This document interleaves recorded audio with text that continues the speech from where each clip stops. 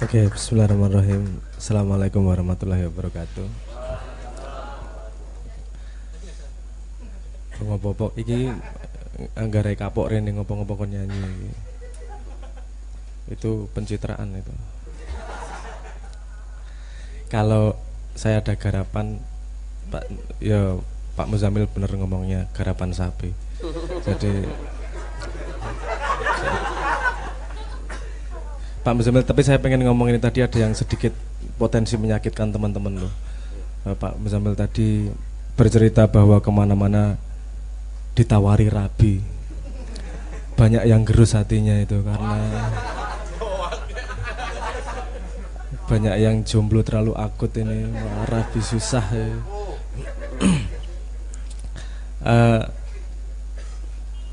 Mulai sekolah ngendi ya?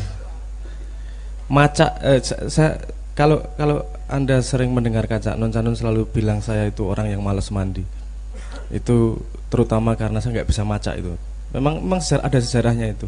Sejarahnya suatu hari saya mau pergi, bangunnya agak telat, saya ke kamar mandi ngambil 2 air gini, terus berangkat. Terus takjub Cak Non. Ngono tok. Lho, lunga lak mlaku to, apa hubungane karo adus? Aku mangkat ora adus ya urusan beda aku gitu. Wow, jan cap ya ora pekok sih.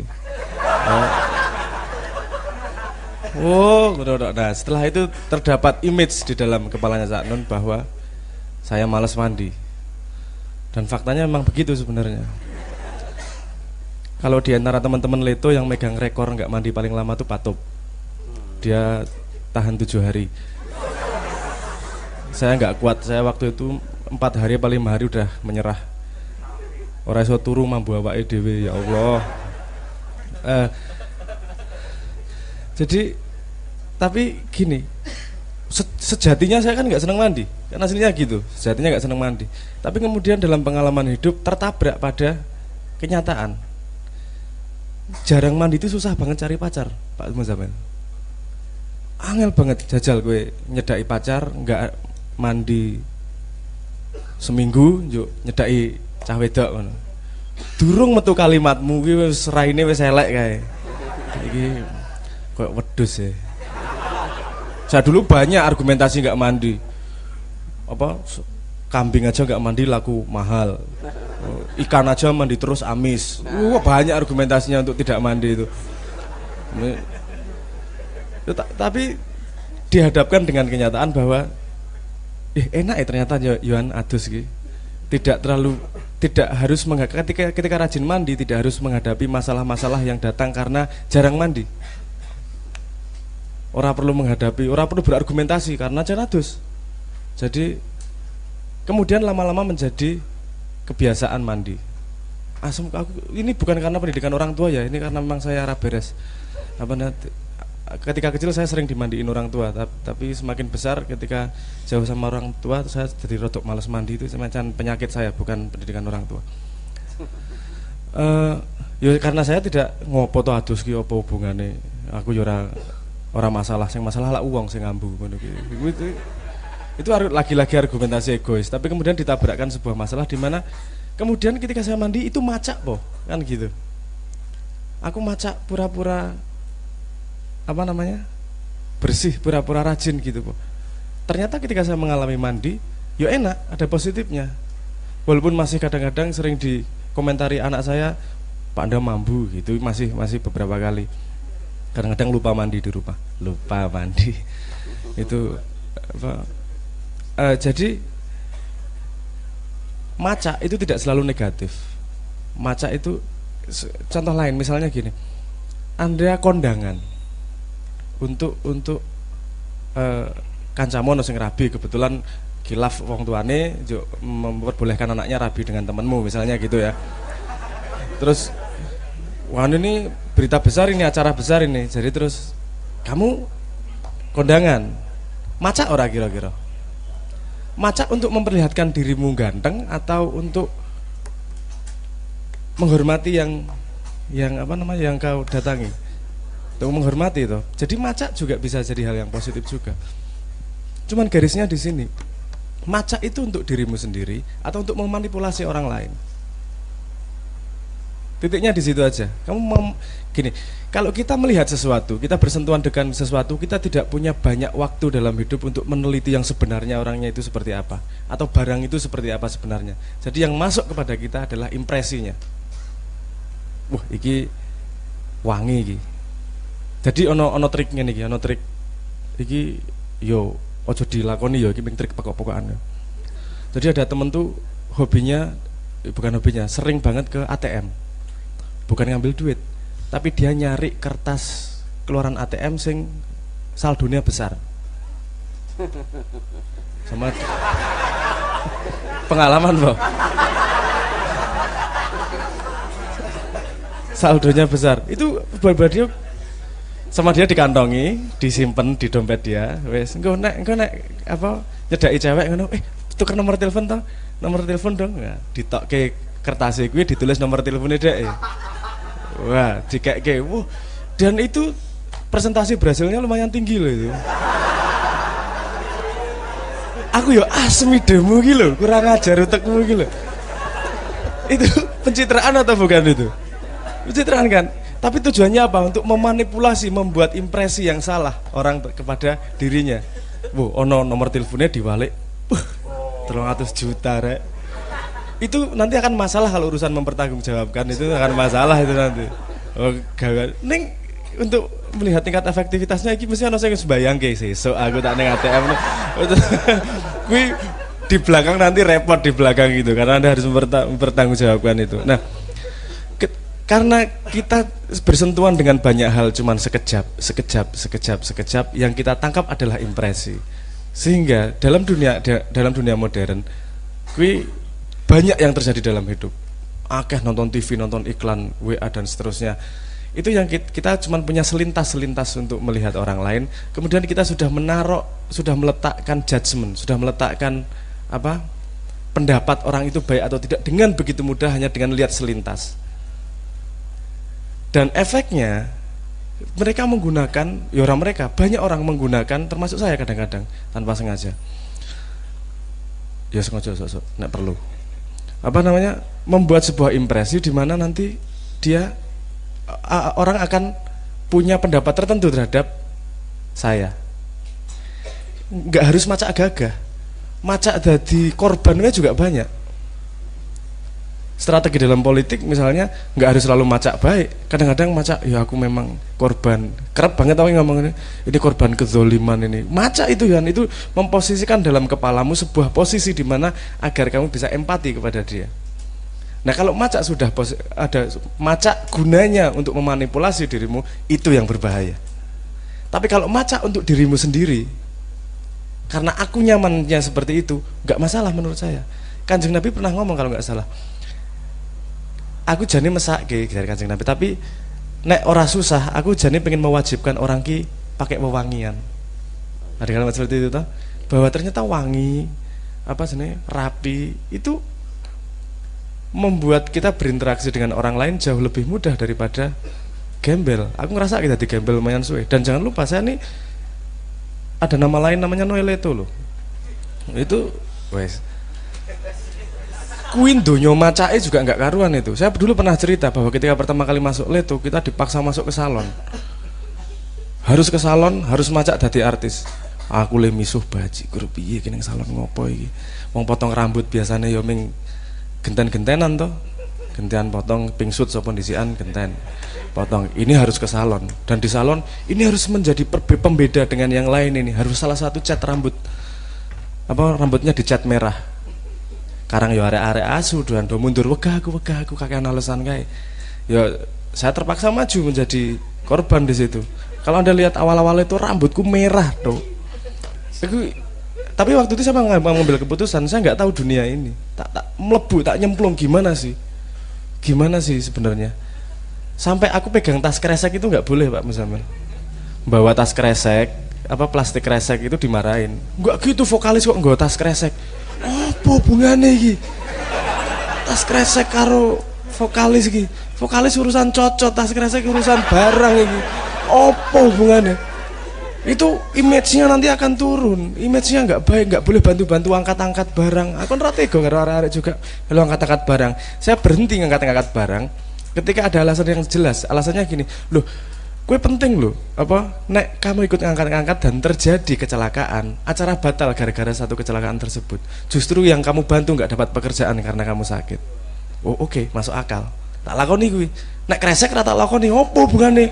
Injuri opo aku karo kresek? Nah, tapi dari pengalaman di situ saya punya apa namanya? Punya beberapa konklusi bahwa maca itu memang salah satu cara komunikasi yang paling efektif dalam dunia kita. Untuk mengurangi efek maca, kita harus jadi orang yang tidak termakan dari orang yang maca. Paham maksudku?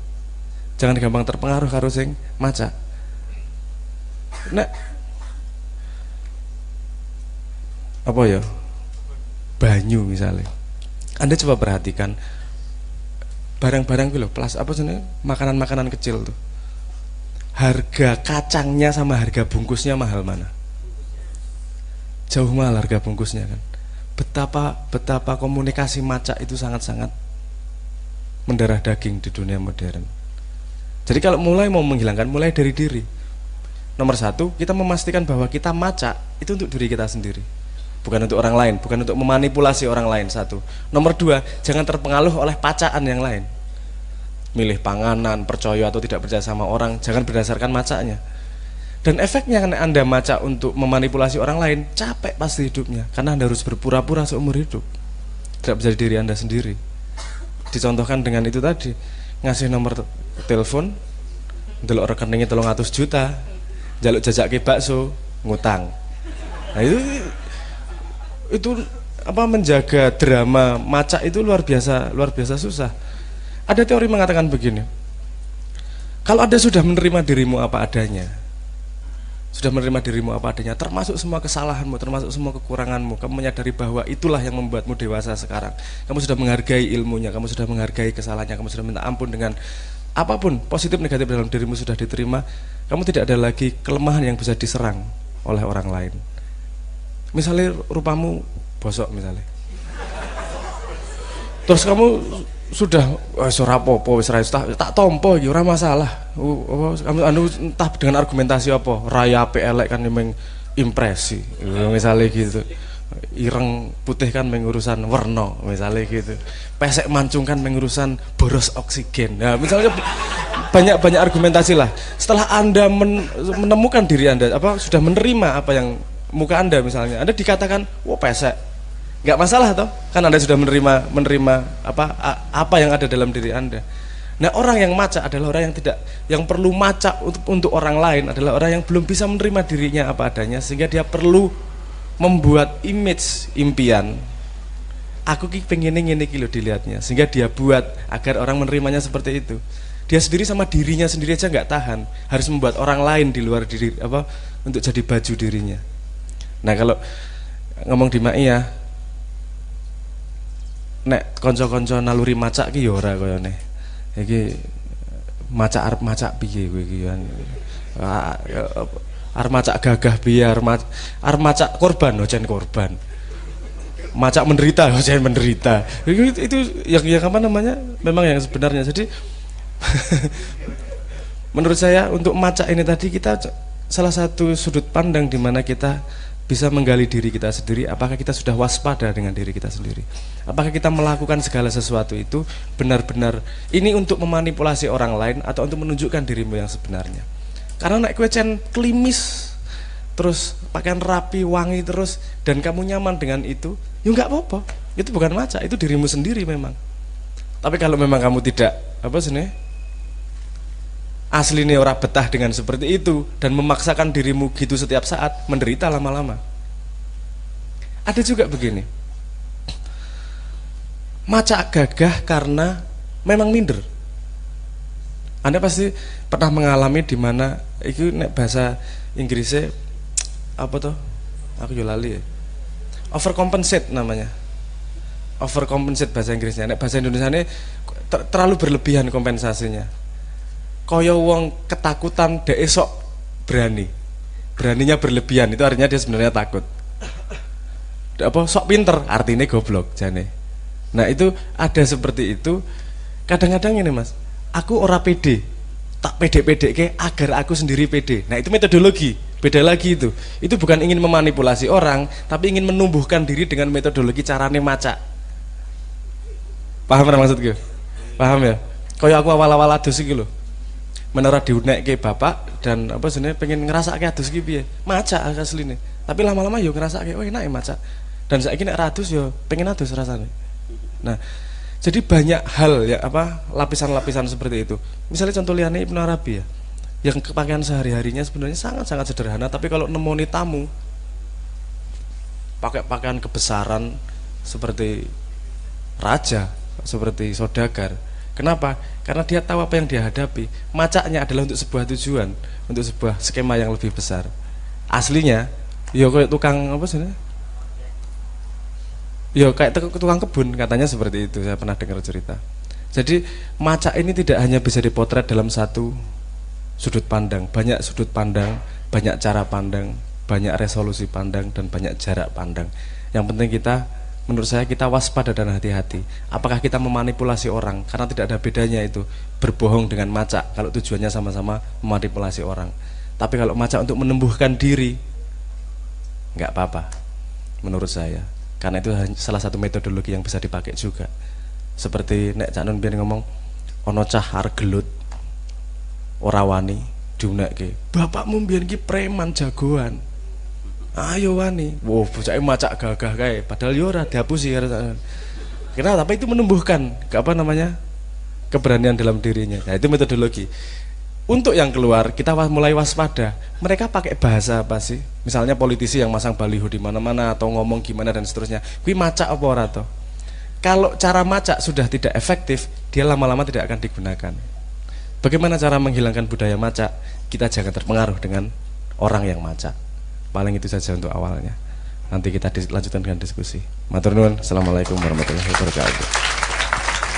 Terima kasih Mas Sabrang. Jadi kalau Mas Sabrang lebih pada niatnya dan batasannya itu manipulasi atau untuk lebih pada metodologi pada diri sendiri. Kalau kayak Ibu Zaimil tadi kan untuk jadi pohon yang kuat maka tanamlah akar lebih dalam ke bumi.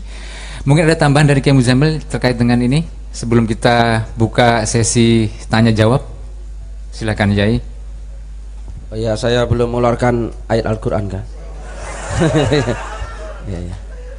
Jadi macak gagah itu kalau sebagai sebuah apa ya tadi kesombongan itu jelas tidak boleh ya.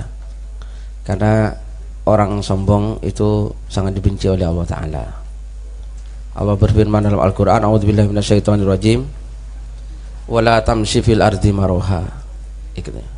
Innaka lan tahriqal arda wa lan tablughal jibala tula. Jangan kamu berjalan di muka bumi itu jongkak gitu. Innaka lan tahriqal arda, karena kamu tidak mungkin bisa membolongi bumi. Artinya dari atas sampai ke bawah gitu, maksudnya kalau hanya membolongi sesumur ya bisa gitu ya. Walan tablughal jibala tula, dan gak mungkin kamu tinggimu setinggi gunung ya. Kalau tinggimu ya 2 meter ya 2 meter, 1,5 ya 1,5. Wak mungkin mbok sombong kayak apa terus tambah dowo kan gak mungkin itu maksudnya gitu. Itu jadi Allah memperingatkan. Nah oleh karena itu apa, kita ya mengumbar kehebatan itu juga kalau bisa terperosok ke situ itu gitu ya. Dan kita ya harus bisa memilih, harus bisa ya menyikapi. Nah ini kenapa sekarang kita ini tertipu terus, karena orang yang sudah sombong itu kita percaya. Nah itu jangan. Kemudian ayat lain Allah berfirman, wa ibadur rahman alladzina yamshuna alal ardi hauna wa idza khatabahumul jahiluna qalu salama. Dan hamba-hamba Allah yang pengasih itu adalah orang-orang yang berjalan di atas bumi haunan, dengan lemah lembut, dengan lemah lembut. Jadi bukan mengagung-agungkan diri. Wa idza khatabahumul jahiluna qalu salama, dan apabila mereka diajak bicara oleh orang-orang bodoh mereka mengucapkan salam. Artinya mengucapkan ucapan yang membawa keselamatan. Saya kira itu tambahan referensi dari Quran supaya tidak maca gagah itu. Terima kasih. Terima kasih Yai. Jadi tadi saya sempat ketika Mas Abrang ngomong kita cuma dapat selintas-selintas informasi yang ketemu setiap hari ya, baik dari media sosial maupun cetak dan sebagainya. Tapi kalau saya boleh tambahkan, jadi ada satu formula yang saya ingat betul dari Cak Nun pernah sampaikan terhadap informasi itu, apa yang kita tahu kita berendah hati, pada apa yang kita kurang tahu kita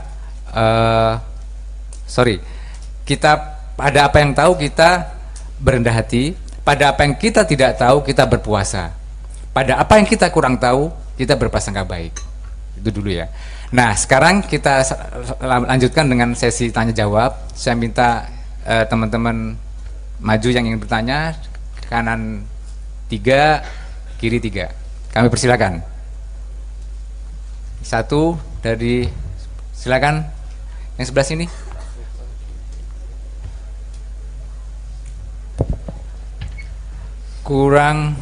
Masih kurang lagi nih. Silakan, ayo dulur-dulur sekalian. Atau sambil nunggu, masih ada lagi kan ya, masih kurang 2 di sebelah kanan dan 1 di sebelah kiri. Silakan yang belum, yang ingin menyampaikan usulan atau pertanyaan, silakan. Kalau memang masih ada lagi,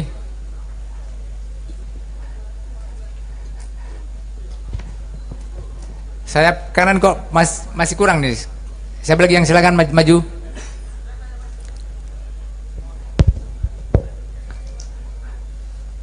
Kalau memang nggak ada, saya persilakan, saya kiri dulu, langsung disambut mic-nya, sampaikan nama dan alamatnya, kalau usah nomor teleponnya nggak usah, dan sampaikan, silakan. Bismillahirrahmanirrahim. Assalamualaikum warahmatullahi wabarakatuh. Macak. Kalau tahun 2018 dan 2019 ini kan nanti ada pilihan-pilihan dan banyak politisi itu macak Brai Menor.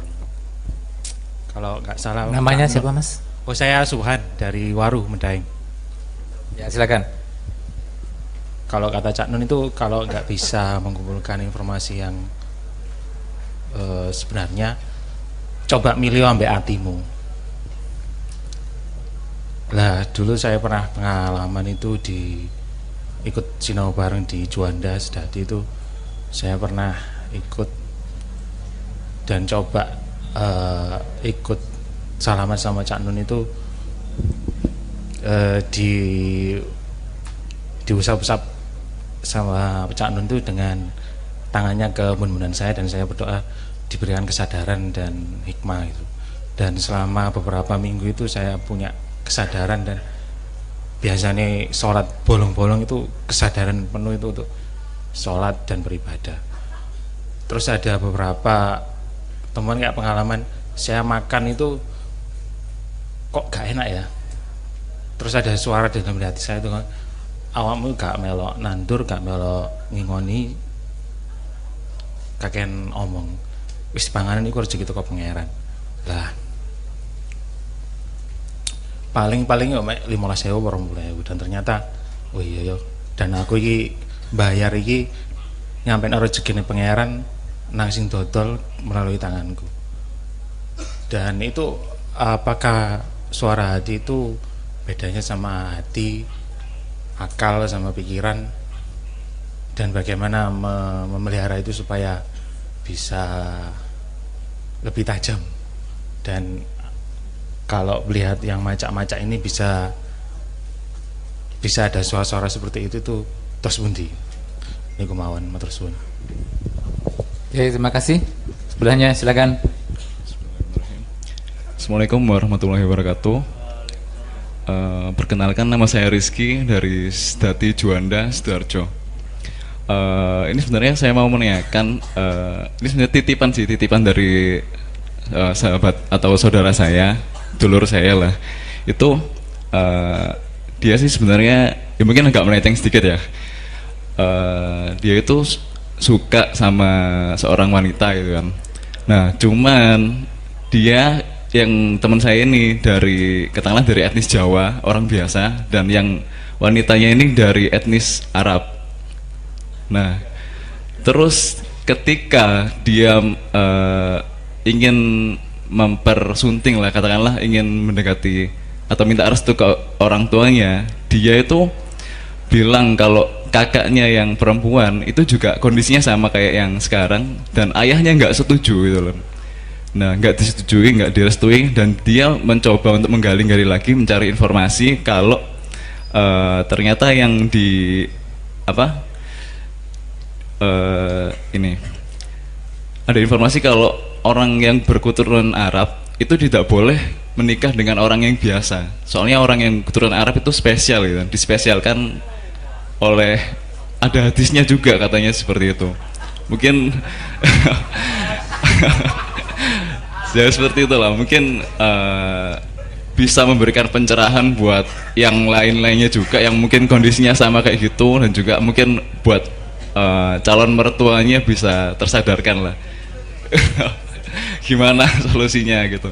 Atau mungkin teman saya harus macak jadi orang Arab juga gitu. Gitu. Terima kasih. Assalamualaikum warahmatullahi wabarakatuh. Waalaikumsalam. Silakan. Bismillahirrahmanirrahim. Assalamualaikum warahmatullahi wabarakatuh. Nama saya Sulhi. Mungkin di sini ada beberapa poin sih. Poin yang pertama mungkin mengenai macak di sini sendiri. Terkadang saya sendiri mengakui bahwa macak di sini tuh ada memang yang mengenai disampaikan dari Mas Abram mengenai untuk diri sendiri maupun memanipulasi orang lain.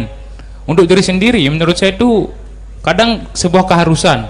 Kadang ada orang yang memang memiliki sifat malas, dalam artian seorang mahasiswa lah, anggap seorang mahasiswa contohnya, dia itu memiliki kemalasan dalam hal belajar, dalam hal membaca lah, istilah membaca, ambil saja membaca literasi, sama sekali tidak ada keniatan. Terkadang saya memaksa dia untuk baca aja, terus paksa saja, kadang itu memang bukan jadi dirinya. Dia itu bukan orang yang suka membaca, dia itu bukan orang yang suka masalah literasi sebagai keilmuan. Tetapi ketika saya paksa atau saya sendiri pernah memaksa diri saya orang yang rajin membaca literasi segala macam, oh ini malas, berat, kadang itu sangat berat, ini bukan jadi diri saya. Terkadang mikir seperti itu, kadang mencoba menemukan jadi diri itu seperti apa, tidak bisa, akhirnya saya paksa. Atau beberapa contoh kasus seperti itu, karena paksaan yang berat pada awalnya itu menyatakan bukan jadi dirinya, tetapi lama-kelamaan loh kok enak, kok bisa enak, yang awalnya macak kok bisa enak, dan terus keterusan, dan itu sudah menjadi kebiasaan, sebuah habits. Justru di sana macak di sini sangat positif, bisa mengubah sebuah kebiasaan menjadi hal yang sangat kebiasaan yang tidak mungkin menjadi awalnya memang berat. Seperti logikanya itu seperti kereta api bakar itu yang dari batu bakar batu bara, itu bisa dari awalnya itu memang berat, dipaksakan untuk berjalan, ketika sudah berjalan dia itu kan sangat cepat, bahkan sangat susah untuk dihentikan. Itu masalah macak yang memang bukan pada orang aslinya itu. Kemudian yang kedua itu mengenai bagaimana Kanjeng Rasul mencoba macak ataupun macak kuat ketika perang Badar. Ketika perang Badar, pasukan muslimin pada waktu itu, kalau tidak salah Kiai Muzamil pasti lebih tahu, 312 berapa aja? Nggih, 313. Nggih. Sementara pasukan Quraisy atau kafir Quraisy pada waktu itu ribuan, 3 kali lipat bahkan lebih.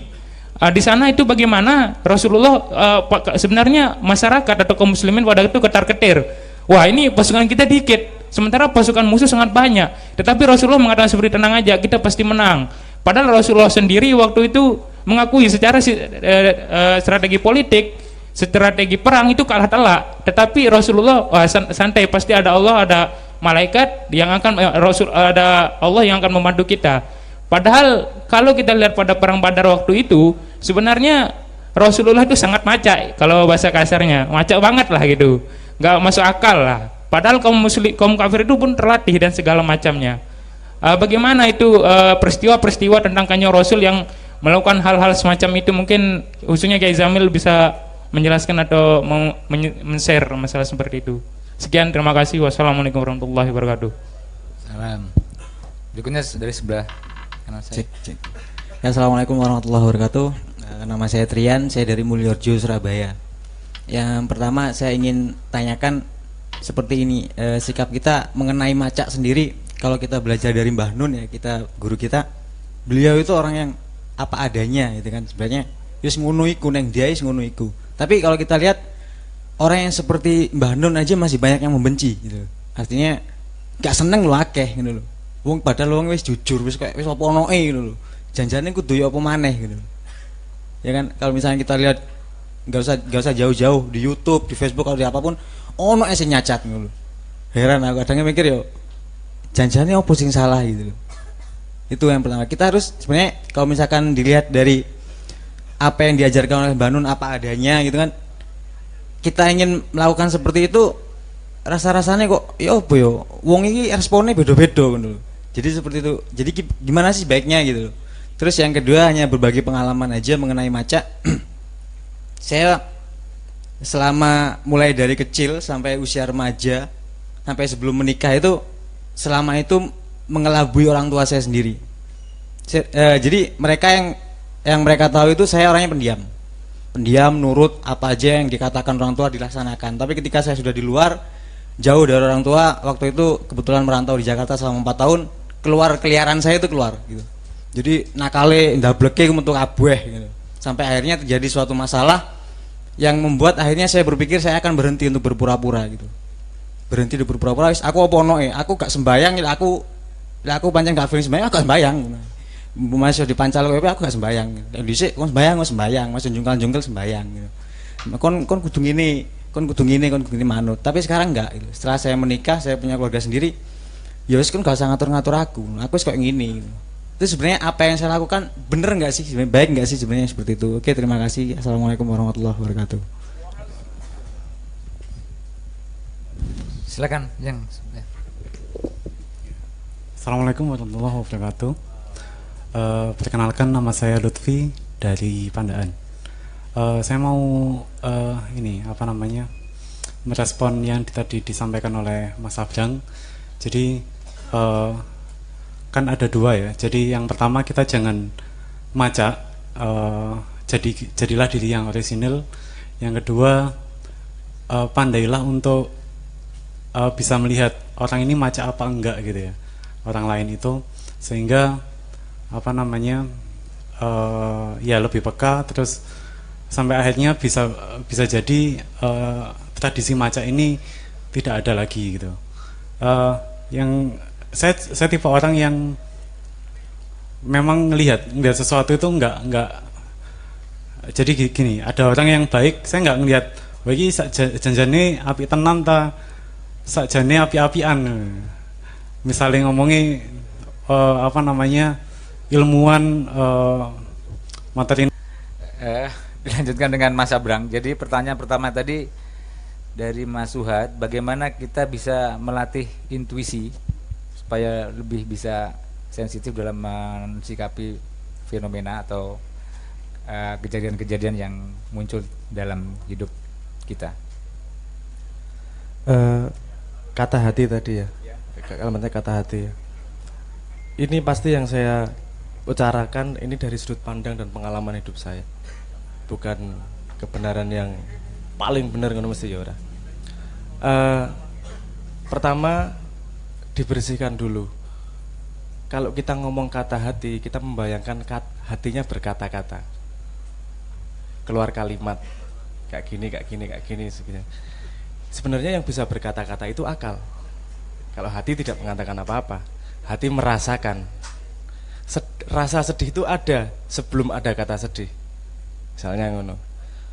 Mantep ya mantep, tapi belum ada mantep sebelum ada kata mantep. Rasa mantep sebelum ada kata mantep. Paham maksud saya ya? Jadi jangan mengharapkan, pertama jangan nunggu hati ngomong apa ya sesuatu ya. Nanti belajar merasakan dulu.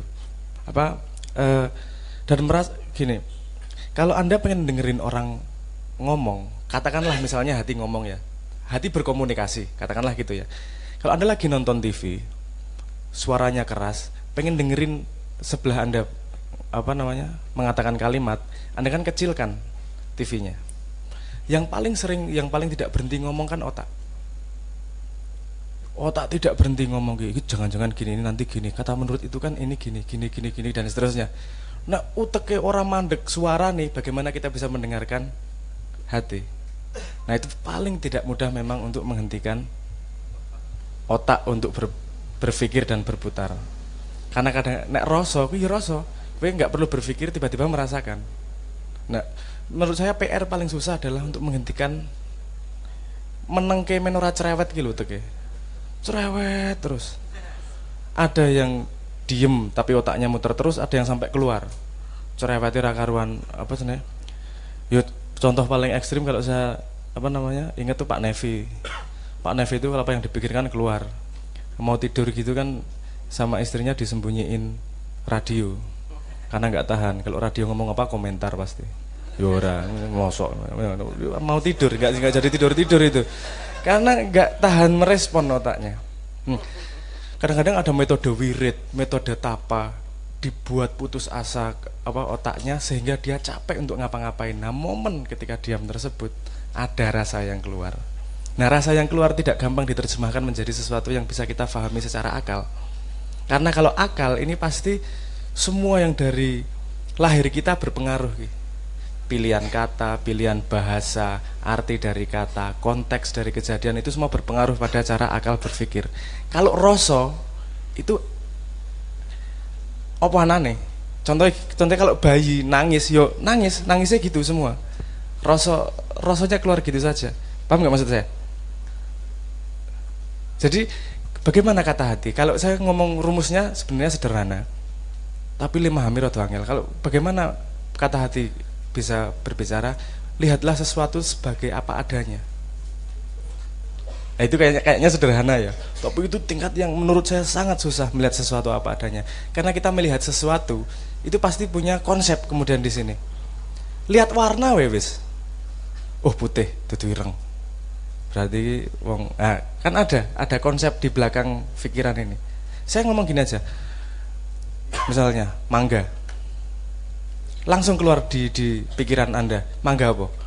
Mana lagi? Mangga 2, ya beda-beda toh.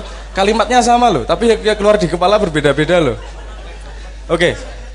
Saya kasih contoh betapa susahnya menghentikan laju pikiran itu. Cerewetnya pikiran itu. Oke, sekarang jangan pikirkan monyet. Malah keluar tuh monyetnya. Nah, otak ini sangat tidak mudah untuk dihentikan. Jadi kalau menurut saya, kalau Islam mengajarkan ikhlas, mengajarkan berserah kepada Tuhan, itu membuat kita pada sebuah posisi kita melihat sesuatu sebagai apa adanya. Observer apa adanya.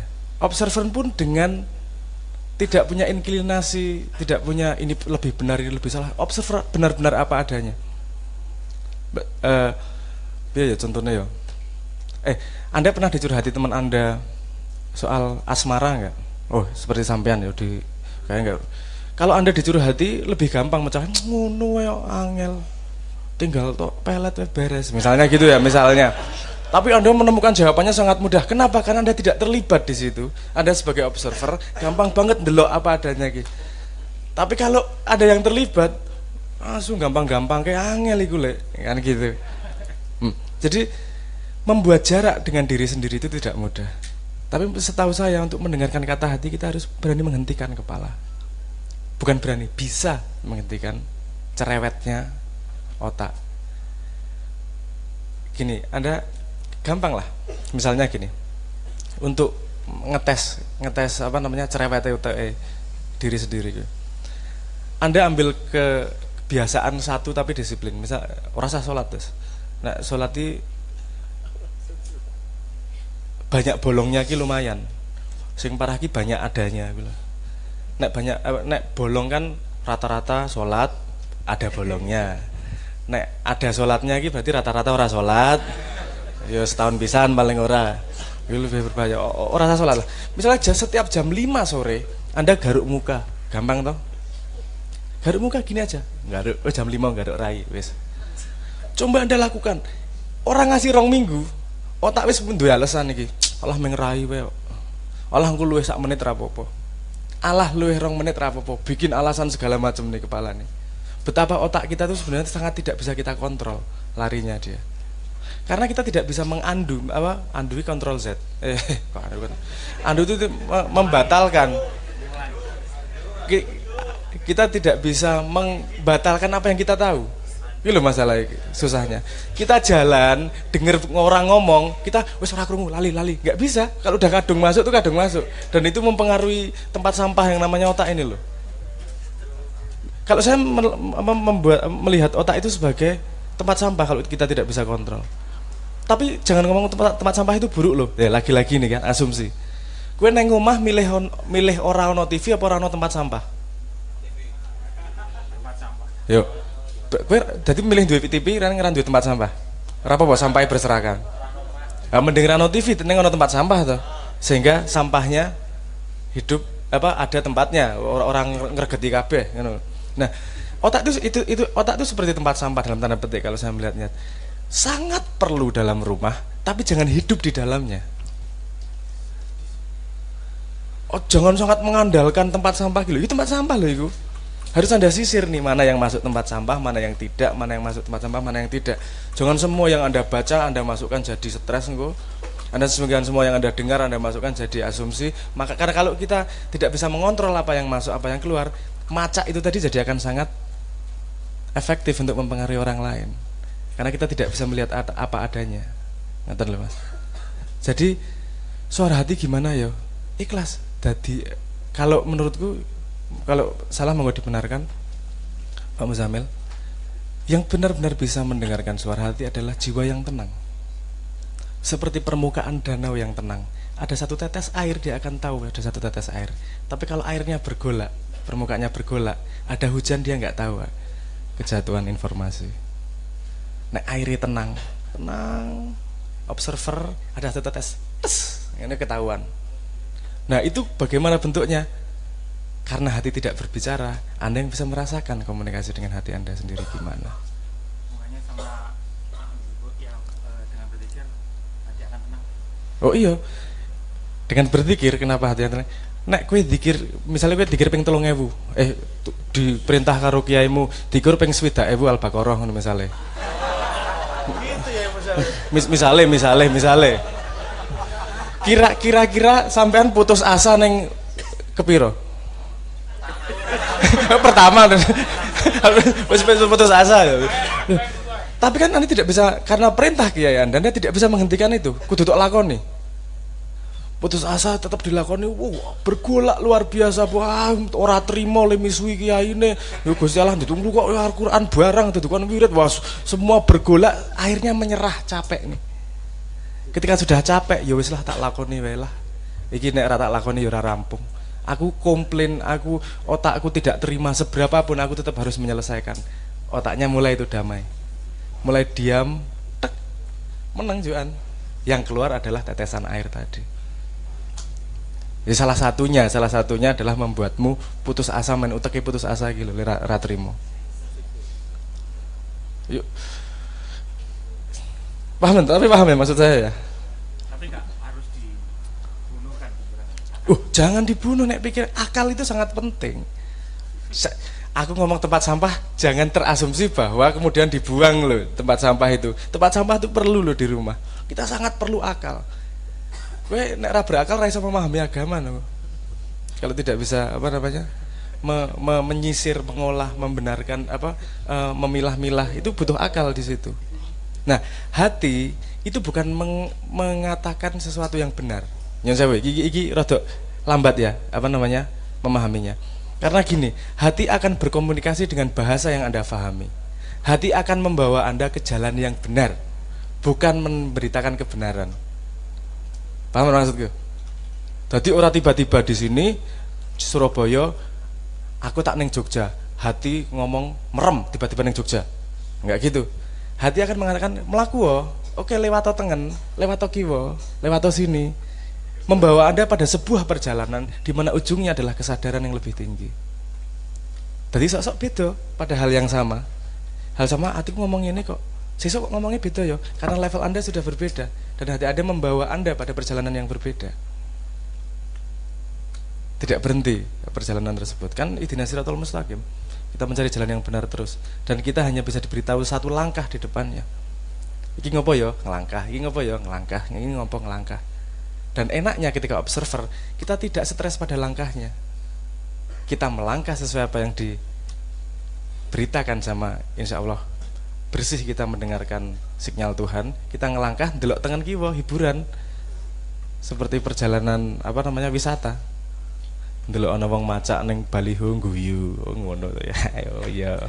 Ngene guyu dan seterusnya. Jadi orang gendeng itu hiburan. Seperti kemarin salah satunya toleransi gue neng grup saya di grup SMA Pak Muzamil pada ribut saya harus menyatakan sikap. Saya tidak akan mengatakan selamat Natal karena itu berarti kita mengakui mereka dan kita menjadi seperti mereka. Oh, siji meneh ngomong, oh itu toleransi, itu menyenangkan orang lain dan seterusnya lah. Sudowo banget tak delok iki reply ini wis atusan iki dampot iki arek-arek iki. Terus saya balas akhirnya. Karena saya melihatnya hiburan, Mas. Aku balas. Saya juga mau menyatakan sikap. Saya ngomong ngono. Kata Kanjeng Nabi, tersenyum itu sedekah. Apalagi membuat orang lain tersenyum. Itu sedekahnya lebih banyak. Jadi sekarang teman-teman grup, ayo ribut yang luar biasa. Aku tak bikin kopi sama nonton ributmu karo guyang-guyu. Jadi semua energi ributmu menjadi sedekahmu. Ya meng asu, bajingan. Ngono tok, orasi-orasi do ribut malah misui aku kabeh Pak Muzamil. Gimana Anda? Itu ketika saya melihat itu, saya mau bersikap. Mereka dalam perjalanannya mencari kebenaran. Aku sih oke, yang sekarang satu berpendapat dia benar seperti ini, yang satu berpendapat dia benar seperti ini, orang masalah. Masalahnya seperti yang dikatakan Pak Muzamil bahwa orang lain harus pendapat dengan dia. Kalau saya melihatnya ini pada orang pada perjalanan yang berbeda dan melalui pengalaman yang berbeda sehingga dia punya kesimpulan yang berbeda. Beri kesempatan mereka melangkah, melakukan yang mereka fahami sehingga menemukan langkah berikutnya. Nah aku melu ribut, katut engko, wong kabeh perjalanan dhewe-dhewe. Aku tak jadi penonton ae, ngono posisine. Tak nonton agar kalian ributnya tidak jadi dosa, men ributmu jadi pahala. Aku tak nonton karo ngopi, karo guya-guyu, hiburan gitu tuh.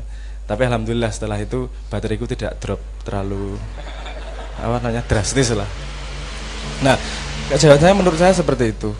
Melihat sesuatu apa adanya, seperti Anda melihat ketika Anda melihat singa memakan kijang, Anda melihat siapa korban, siapa yang penjahat. Siapa kira-kira yang nggak ada korban, nggak ada penjahat, nggak ada korban karena memang itu ekosistem.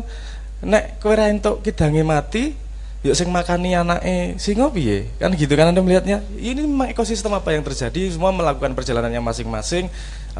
Tuhan lagi joget bertajali lagi melakukan drama di dunia melalui ekosistem tersebut dan delok kita oh ngono alami. Ya udah. Nah, apakah tidak enak kalau melihat dunia yang ributnya seperti ini kayak gitu? Kan jadi lebih tenang sebagai observer. Kelihatan. Paham maksud saya ya? Nah, jadi membuat jarak dengan diri sendiri itu penting untuk bisa melihat sesuatu sebagai apa adanya. Guru sejati, sejatinya guru. Waduh, dowo kowe nek bahas guru sejati guru engko kapan-kapan ae iki wis jam 2 iki. Saya lanjut ya itunya ya. Ya. Terus enggak usah lanjut itunya. Apa sweet musik dulu Mas Abrang atau teruskan? Tak rampung sik. Oke, rampungkan dulu. Ya. Ya. Tetap semangat ya. Iki tasawuf temenan Mas Abrang bengi iki. Oke, pertanyaan berikutnya Mas Abrang. Jadi kalau tadi dari Mas Trian itu menanyakan kan Mbah Nun itu sudah seperti itu, sudah begitu apa adanya, tapi masih juga mencerca dan itu bagaimana sebenarnya yang lihat sesuatu apa adanya Mas. Gusti Allah wae ono sing mencerca Mas.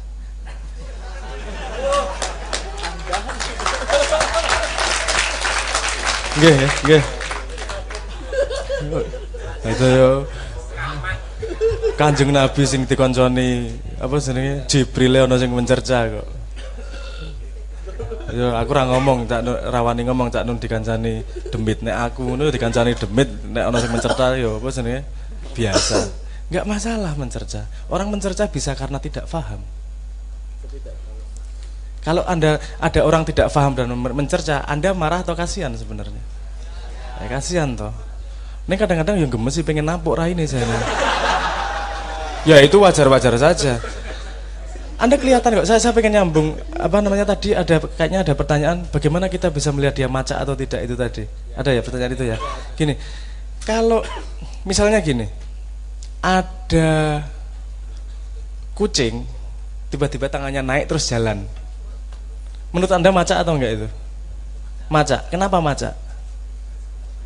Karena tidak seperti biasanya tuh. Karena konsep besarnya orang nyambung tuh iki kucing biasanya ra ngono kok. Sehari-harinya enggak gitu kok. Nah misalnya gini, dia ngomong pinter banget dalam satu hal, tiba-tiba sesuk ada hal yang hampir sama, kalimatnya iso beda. Ora konsisten arek iki. Iki ora tidak dalam satu bentuk yang solid lah istilahnya sebagai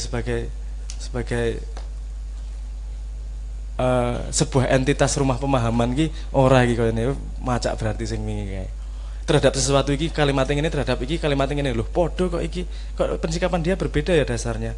Itu ada dua hal, ada dua kemungkinan. Siji macak karena dia pengen dipendapati orang tertentu atau dia punya kepentingan yang berbeda pada dua kejadian yang hampir sama. Ya, yang bisa kita lakukan untuk mengecek apakah dia macak atau tidak, lihat konsistensinya dan lihat garis paling pentingnya pada sebuah kejadian. Misalnya gini, politik, titik paling pentingnya apa tuh Jani? Penguasa, titik paling pentingnya apa? Opo dek kuru, opo dek lemu, opo dek gagah, ora toh? Kemampuan dia memanage masyarakat. Delok iya track record-e, liyane wis ora penting. Itu kan yang paling penting. Ojo cross jangan kita dilenakan terhadap parameter yang tidak penting dulu Mas. Misalnya perang apa yang penting? Mati apa urip?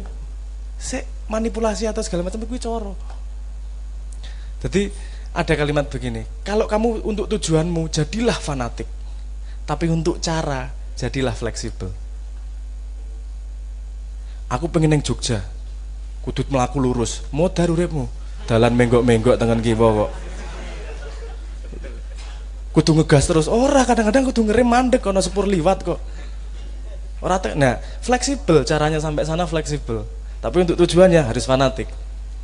Nah, kita kan fleksibel kesana kemari kan bisa kelihatan konsistensinya. Dia sebenarnya menghargai apa sih? Menghargai kejujuran atau menghargai kepentingan atau menghargai apa? Ketok Mas. Kalau kita mengikuti dia, delok moco terus. Konangan potretnya dia seperti apa? Aku yo ora iso ngajari dengan parameter begini karena aku yo lagi-lagi rasa. Yang nangkap rasa niki tenanan apa ora to. Tapi jangan teracuni oleh konsep. Misalnya gini, Dewe baru saja dengar bahwa si Aki ngapusi gini-gini, terus kita lihat kayak ngapusi kayak soalnya, kan kita terpengaruh itu. Nah kalau kita bersih dari pengaruh, ngelihat potret orang tuh kelihatan wae Mas langsung. Sekocorong guyune wae ketok Mas. Dia guyune tenanan apa ora? Iki paham apa ora? Sok paham melu guyu. Iki Anda pernah nggak bikin joke, bikin guyonan, jono sing guyu seru banget. Iki kakean guyune ora paham saya iki. Man kita serawung wae gitu. Kan ada gitu-gitu. Nah, itu mengumpulkan dari hal-hal kecil tersebut sehingga menjadi sebuah potret yang lengkap. Menurut saya seperti itu, Mas. Ya, yang terakhir Mas Abrang, tadi ada pertanyaan dari Mas Zulhi tadi. Bagaimana ini macak apa enggak sebenarnya? Memaksa diri sendiri untuk melakukan sesuatu yang sebenarnya tidak dia sukai atau bukan dirinya sendiri. Aku tadi kelingan gini, kalau saya orang wani ngomong Kanjeng Nabi santai-santai aja ketika perang, itu sangat menyepelekan Kanjeng Nabi. Ku yo medeni rek perang nggih. Dan menurut saya Kanjeng Nabi tidak memanipulasi di situ, tidak macak Kanjeng Nabi. Yang dilakukan adalah menaikkan moral dalam peperangan. Menaikkan moral dalam peperangan itu bagian dari peperangan. Ada sebuah contoh di mana kalau itu perangnya di Cina itu. Jadi ada sebuah kastil desa yang ono benteng-bentengnya ini loh. diserang pasukan sangat banyak dan yang di dalam pasukannya tinggal 6 orang kalau nggak salah. Nggak mungkin dia ngelawan. Caranya dia gimana? Dibuka lebar-lebar apa namanya pintunya, dia main suling di depan. Karo layah-layah main suling. Musuhnya asuh ki jebakan nih aja-aja ki. Akhirnya tidak menyerang. Itu manipulasi atau tidak? Manipulasi. Tapi lihat titik paling penting dari perang apa? Hidup mati. Nah, kita harus tahu mana titik primernya, mana titik sekundernya, mana apa sebenarnya titik tersiernya di mana. Wong kita tuh sering banget salah sangka kok. Kita seneng artis bukan apa, kita seneng aktor bukan karena mainnya bagus tapi karena gantengnya. Gue kan jadi wes geser gue. Sebenarnya gitu. Salah fokus, salah tompo. Saya nggak ngomong harus bener, nggak masalah. Tapi kenyataannya sekarang yang terjadi adalah seperti itu. Kalau kita mau pengen apa sebenarnya lebih melihat apa adanya, ya bersihkan itu. Nah, melihat apa adanya nanti kita yang memilih mana yang primer, mana yang sekunder akan kelihatan sangat mudah itu. Kalau kita tidak terlibat di dalamnya. Paham maksudku? Kita terlibat, maksudnya tidak menginvest hati dalam sesuatu nih Mas. Aduh, ki ngomongnya kangelan meneh aku. Nonton film deloke gantenge apa aktinge, deloke skripe apa pemaine. Politisi delok aktinge apa delok prestasine. Kan mana yang primer ketahuan tuh. Nek kowe arep golek akting sing apik, aja golek politisi, golek pemain film. Aku tahu ya di dalam tanda petik di kampleng Cak Nun ngono kuwi. Biyen zamane HP isik Nokia kae. Terus aku Cak Nun, aku jilih HP nih siji. Iya. Ya. Ya wis, ayah, aku gitu. Ketok to macak iki langsung ketok to aku ngomong ngono wae. Langsung ketok. Apa? Jilih HP ini sing apik ngono. Kan ono kan apa perkututnya Cak Nun memang HP. Kayak jago ngehack kayak urusan HP kan. Terus ki dijilih ngono ki. Terus tangguh beberapa hari seminggu terus ora wis tak balekke. Ngopo e? Suarane elek. Aku ngono. Lho nek arep golek suarane apik aja golek HP, golek otip kompo jadi. Asem yo bener iki aku ora iso mbantah iki. Aku pe kekampleng rasane iki. Iya, iki alat komunikasi bukan sound system ini kok parameterku soundnya elek gitu tuh. Lah iki apa pelajaran kecil seperti itu ngampleng aku tenanan. Aku tidak bisa melihat mana yang primer mana yang sekunder walaupun guyonan dan paham juga bahwa itu apa sebenarnya mengganggu-gangguan. Tapi kan itu informasi penting tuh. Kemampuan kita melihat mana yang primer mana yang sekunder akan sangat menentukan pendapat kita dan langkah kita ke depan. Ora gampang gue dibujuki karo wong macak kalau kamu melihat mana primer mana sekunder. Nah, aku pengen nyauti nganu Mas, apa sing tentang Islam karo Islam itu tadi loh. Itu bagian dari naluri manusia Mas. Anda kalau sepak bola lebih dukung Inggris apa Belanda Mas? Selain Indonesia, Piala Dunia lah Mas. Kan Ratu Melu Indonesia. Pas zaman ini dijajah Belanda men tahu melu pisan kena salah. Tapi sekarang kan udah nggak ikut lagi. Belum. Apa nek kowe nonton bal-balan luweh krasa dendame nek nglawan Malaysia apa nglawan Filipina misalnya. Malaysia tapi rasane karo atine iki wah iki harga diri asu kan gitu kan. Aku ya ngono soalnya Mas. Kita melihat itu di mana-mana Mas. Belgia itu ributnya karo Belanda. Jadi wong sing seduluran cedak itu nek ngising mambu istilahnya ngono lho nek Jawa iki.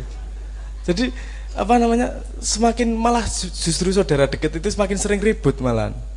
Kenapa? Karena dia apa adanya. Elek apik wis tokke wae sing ngono kuwi. Nek karo sing rada ado jaga image. Maksudnya ada jarak sehingga kamu sopan santunnya masih kejaga. Backgroundnya masih kejaga. Loh di kita ini lebih memilih ya absurd kok dhewe iki dijajah Belanda nek apa jenenge? Nek Piala Dunia dukung Belanda. Ya aku ora ngerti kebanyakan orang ya, ning aku ngerti banget Patup kuwi kan senengane bal-balan. Patup meneh iki metu berapa kali gitu lagi. Itu kalau Piala Dunia dia dukung Belanda. Dan suatu hari tahun kapan ya gue ya? pokoknya ono Piala Dunia Belanda kalah ki dhek tiba-tiba mlebu kamar aku ndeloki nangis. Aku lagi ya Allah ya Robi, opo hubungannya karo kowe iki opo lho ndok iki. Meso-meso dhek wah kalah iki. Ono berbes mili nangis iki lho aku kayak ya Allah itu aib dia sepanjang hidup itu. Tak buka nang kene ning aku ya Allah aku ngakake ra karuan niku. Aku ngakake. Aku tidak sebenarnya nek bal-balan tidak mendukung siapapun karena punya kesempatan ngece siapapun kemudian. Dan tidak ada balasan. Aku ora belani sapa-sapa kok. Bal. Enggak pernah taruhan sampe. Enggak pernah. Yo tak sebenarnya taruhan pernah yo ora ketok. Ora ketok. Taruhan piye bang aku ora belani sapa-sapa. Aku cuman kalau ada orang taruhan saya nemenin. Cuma nanti ikut bantuin siapa yang kalah, ikut bantuin ngece ngono wae. Itu posisi paling nikmat itu iso ngece, ra iso diece. Wah enak tenan gue. Jadi rasa stres Mas. Kita ngambil primernya. Jagain orang Kristen baik atau enggak? Baik toh? Yo wis ra apa-apa lakoni. Ribut karo dulure dhewe apik apa ora? Ora. Berarti ojo nambahi. Jangan nambahi keributan tersebut ngono wae. Kadang-kadang keributan ki perlu, Mas. Mohon maaf. Kadang-kadang keributan perlu. Dunia sains kalau tidak ada keributan tidak akan tambah pinter. Karena mereka kudu membuktikan siapa yang benar. Bedone nang agama, itu kan ributnya harusnya bagaimana memanage masyarakat, bukan bener-beneran yang ngarepe Gusti Allah. Karena setahu saya sesama siswa tidak bisa mengisi rapot temennya. Ya kita masing-masing lah. Bukan jo apatis juga. Masing-masing itu berarti tidak peduli, tetap peduli. Kita mengekspresikan dakwahnya dengan laku, tidak dengan cangkem. Ini maksudku. Yang kan agak nggak adil kita sama tubuh. Ini lagi-lagi konsep otak lagi. Konsep otak itu kalau berdakwah kan yang dikasih kesempatan mulut tok. Tangannya berdakwah piye? Kuping dakwah piye? Sikil dakwah piye? Ngajak piye? Kan dengan berlaku dengan benar, melakukan sesuatu yang bermanfaat. Kan yang berdakwah itu. Contoh paling ketok, Islam namanya naik ketika bom Bali. Kenapa? Karena yang pertama kali menolong adalah salah satu haji ning kono lali aku jenenge. Salah satu tokoh Islam di sana itu yang paling pertama membantu. Orang nggo satu ayat pun tapi dengan laku hidup. Langsung jenenge munggah. Ora kakean narasi atau status atau komen di sosial media, laku, efeknya besar juga. Nah karena kita gampang terprovokasi untuk urusan gitu-gitu, jadi kita merembet nggak keruan. Kita mempercayai orang yang tidak ahli dan seterusnya lah. Primer sekundernya ke silang sengkarut lah. Itu masalah utama dalam komunikasi kita modern di sosmed ini. Nggak tahu siapa yang bisa dipercaya, mana yang primer, mana yang sekunder. Kita gampang dibelokkan dengan berita-berita. Ono sing iki ribut ono kejadian opo sithik jendun ngono. Ora ngerti mesti. Langsung lali iki kasus iki kabeh jendun trending topik lupa semua. Tapi enggak masalah ya. Ngono kuwi yang namanya ekosistem. Kita Indonesia sedang membangun ekosistem untuk menuju yang lebih baik. Semoga kita bisa menjadi inisiator untuk menjadi ekosistem yang lebih tertata. Ngoten. Sampun nggih, ngoten.